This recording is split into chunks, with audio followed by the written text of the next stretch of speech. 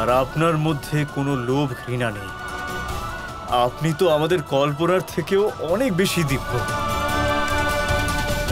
শ্রীকৃষ্ণের জয়, শ্রীকৃষ্ণের জয়, শ্রীকৃষ্ণের জয়, শ্রীকৃষ্ণের জয়, শ্রীকৃষ্ণের জয়, শ্রীকৃষ্ণের জয়, শ্রীকৃষ্ণের। কৃষ্ণ, আজ তো তোমাকে রাজার মতো দেখাচ্ছে। এটাও ভালো, কিন্তু তবুও আমার কিন্তু সেই গোয়ালা কৃষ্ণই বেশি প্রিয়। হ্যাঁ হ্যাঁ জানি, সেই জন্যই তো ততটাই বস্ত্র পরেছি যতটা গোয়ালা পরে। কারণ আমি তো সবসময় রাধার জন্য গোয়ালা হয়েই থাকতে চাই।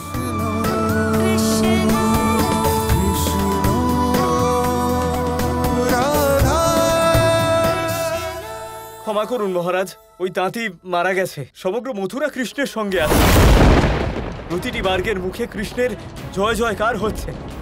কৃষ্ণ এদিকে আসার জন্য সম্পূর্ণ তৈরি। আমার মথুরাবাসী, আমার প্রজা ওই তুচ্ছ গোয়ালার সঙ্গ দিয়েছে। পরিকল্পনা বদলে ফেলো। কুবল্লপীঠ হাতে আখড়ার মুখ্য দ্বারে ওই কৃষ্ণের মাথা গুঁড়িয়ে দেওয়ার জন্য ছিল। ওকে নগরের মুখ্য দ্বারে প্রেরণ করো, দাঁড় করিয়ে দাও। ওখানেই ওই কৃষ্ণে আর সমগ্র প্রজাদের সম্মুখীন হবে। কিন্তু মহারাজ, কুবল্লাপীঠ তো মথুরার সমস্ত প্রজাদের মেরে ফেলবে। নিঃসন্দেহে এইটাই তো আমি চাই। কুবল্লপীঠ যেন মথুরার রাস্তার মাঝখানে ওই কৃষ্ণের মাথা যেন গুঁড়িয়ে দেয়, যাতে মথুরাবাসী যেন দেখে মহাবলী কংসের বিরুদ্ধে যাওয়ার পরিণাম কতটা ভয়ঙ্কর হতে পারে। আর এই কাজে যদি আমার বিরোধী, যদি ওই মথুরাবাসী বাধা হয়ে দাঁড়ায়, তাহলে তো ভালোই হয়। গোয়ালার সাথে ওই মথুরাবাসীরা মরে যাবে, মরে যাবে মথুরাবাসী।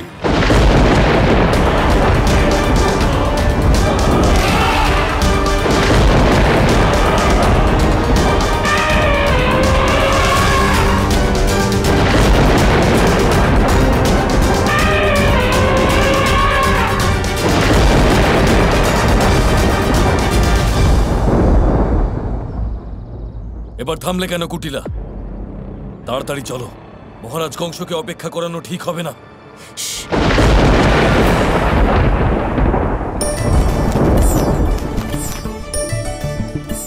শুকা, আমি তোমার দৃষ্টি দিয়ে কৃষ্ণকে দেখতে পাচ্ছি। আমি আজ খুব আনন্দিত। এমন মনে হচ্ছিল যেন কৃষ্ণ আমার সাথেই আছে। ওই বস্ত্র ধারণ করে কত অপূর্ব দেখাচ্ছিল, দৈব দেখাচ্ছিল আমার কৃষ্ণ। রাধা রাধা। আচ্ছা, তাহলে শুকাই রাধার গুপ্তচর, যার চোখ দিয়ে কৃষ্ণের সাথে কি ঘটছে রাধা দেখতে পাচ্ছে, আর কৃষ্ণ প্রেমের শক্তি লাভ করছে এই শুকার সহায়তায়। কানাই, কংসের শেষ অধ্যায়ের সূত্রপাত হয়ে গেছে। সমস্ত মথুরাবাসী আমাদের সঙ্গে আছেন, তাই আমাদের আর বিলম্ব করা উচিত নয়। যত শীঘ্র সম্ভব গিয়ে মথুরাবাসীর সামনে কংস আর তার সমস্ত অত্যাচারের শেষ করে দেওয়া উচিত।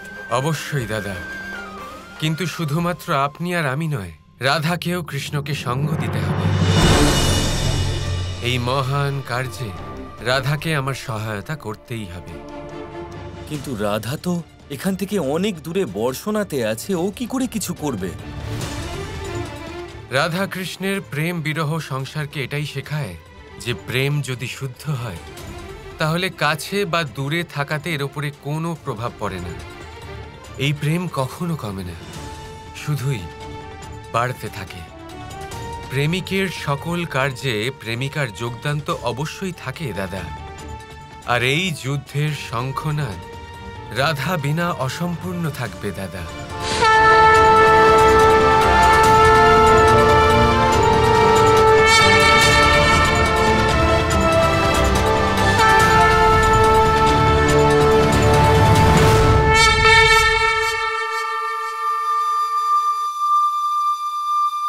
রাধা, যুদ্ধের পূর্বে যে শঙ্খধ্বনি বাজানো হয় সেরম ভয়ানক শঙ্খধ্বনি কেন বাজালে তুমি? এই যুদ্ধনাদ নয়, এটা বিজয়নাদ, কৃষ্ণের বিজয়নাদ।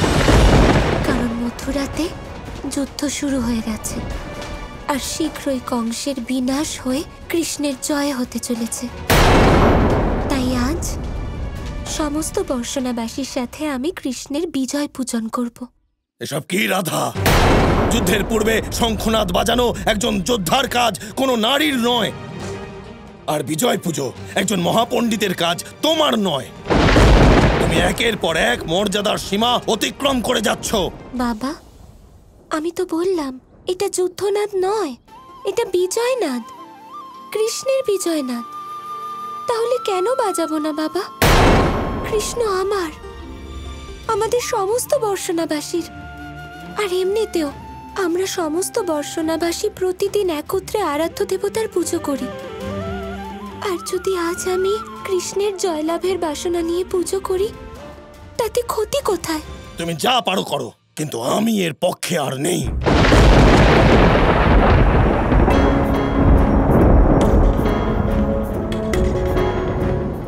বাবা, আপনি ক্রুদ্ধ হয়ে আমাদের সঙ্গ ত্যাগ করলেন, কিন্তু যদি আপনার এটাই ইচ্ছে হয় তবে তাই হোক।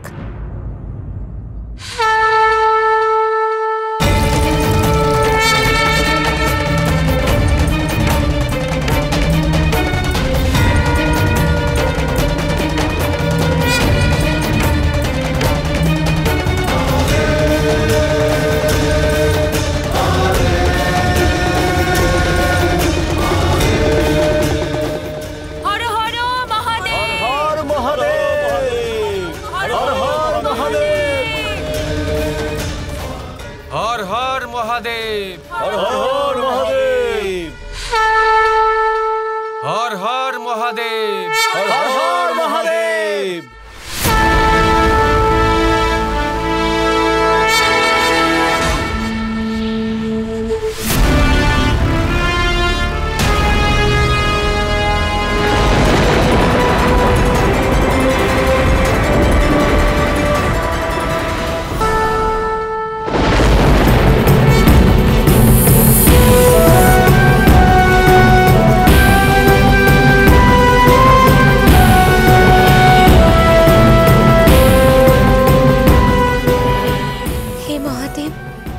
আমার কৃষ্ণকে বিজয়ী করুন প্রভু।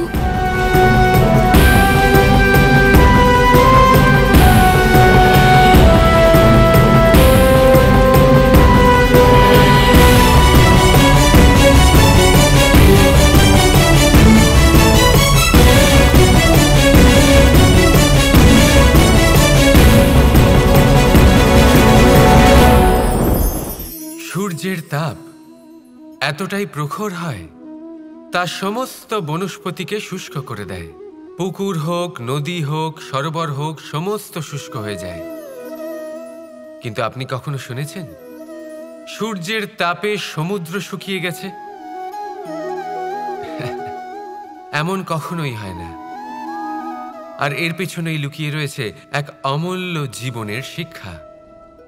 সমুদ্রের মতো নিজেকে ধৈর্যশীল করে তুললে, নিজেকে সংযমী করে তুললে সূর্যের তাপ আপনার কোনো ক্ষতি করতে পারবে না।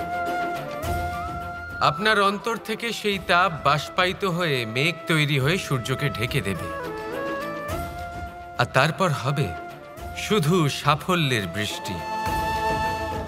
তাহলে আসুন আর আমার সাথে ধৈর্যের সাথে বলুন, রাধা রাধা। Kৃষ্ণ কৃষ্ণ কৃষ্ণ কৃষ্ণ কৃষ্ণ